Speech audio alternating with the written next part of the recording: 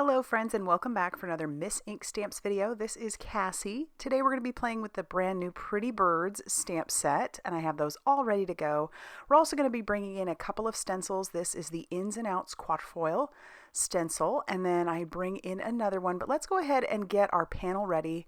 Our panel measures 4 1/4 by 5.5 inches, and what I like about these stencils is that there are some embossed edges so you can very easily center everything up. So I did take this outside and I put a little PIXIE spray on the back just so that I could make sure that this mask would stay in place. And now I'm going to bring in the other stencil, which is the Feed the Birds. I thought that would go perfectly with Pretty Birds, right?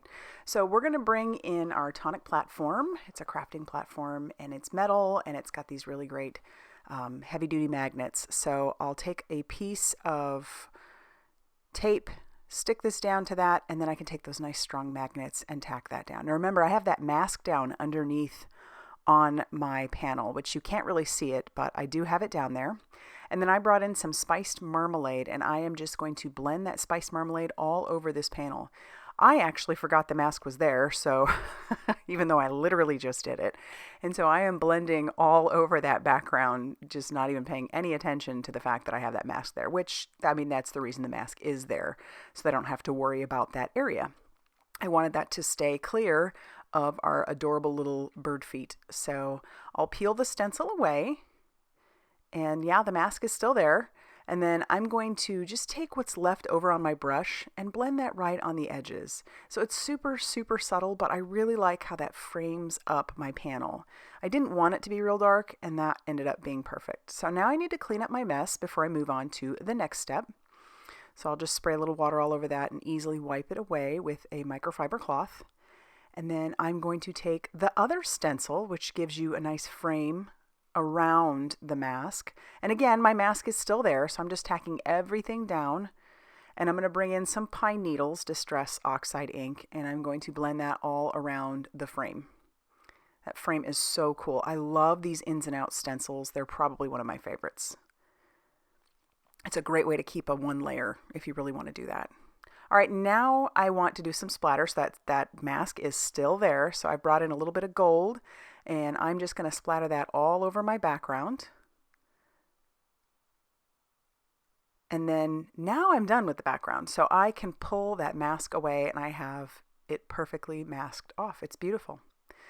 Now we're going to move on to coloring. So my images were all stamped out, and I'm bringing in my colors, which I'm going to do my best to put up on the screen. And there are so many different ways to color toucans. If you look it up like on Pinterest or just even online, there's a lot of different ways to color them, or at least that's what it showed. So I just kind of took one of the more simple ones, and I'm blending around the beak. So we've got our YR68. Then I've got my YR16. And I'm going to go around the eye as well, and then I'm going to bring in a Y15, blend that around the eye and on top of the beak. Next, I want to bring in some warm tones, so I have the W7, and I'm going to flick up into his stomach a little bit. That's the neat thing about birds like this, is you could probably color them just about however you wanted. And then I'm going to bring in some W9 and use some flicking motions. I will come back in and blend that just a tiny bit, but I also want to bring in the W1 where I flicked on his tummy and blend that in a little bit more so it looks almost seamless. Then I'll bring back in that W7, and then we're going to go back over and do this little bird.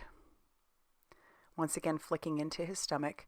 This Pretty Bird stamp set has so many great birds in it and lots of foliage, so you have a lot of great options to build up a nice scene. You could combine it with other sets. It's great. So we're just going through the same process we did with our previous bird, but just doing it on this little guy, and then we'll blend through again. I wanted the foliage to be fairly simple, so for our branch, I've got some E35. And then I'm going to come in with some E99, I think. I'll put that up on the screen. And I'm just going to put that more on the bottom part of the branch. And then I'll come back in and blend that out with our E35 in a couple areas. Then For our Hibiscus, I'm going to use the same colors that I did for his beak because I wanted things to be fairly cohesive. I like to pick usually about 3 colors or so when I'm making a card. Sometimes I'll do a lot more if I'm really building a scene, but in this case I focused more on the oranges, the greens, and a little bit of that yellow.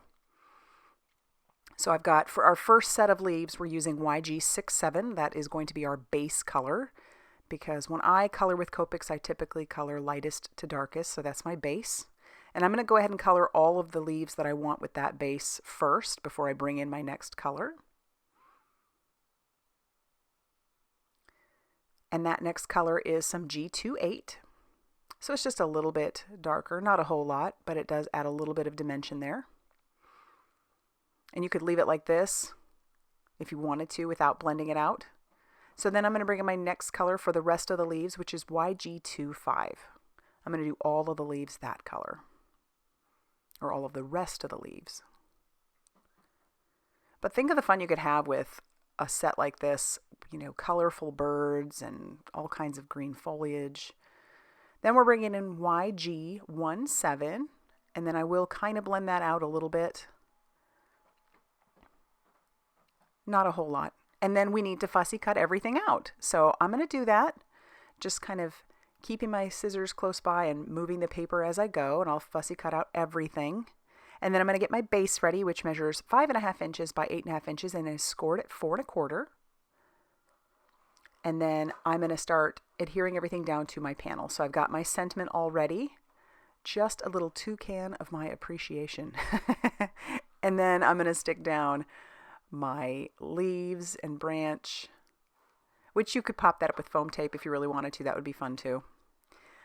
And then I'm going to put down this little guy sitting there on the branch, and I'll attach this down to the front of my card base using that same liquid glue.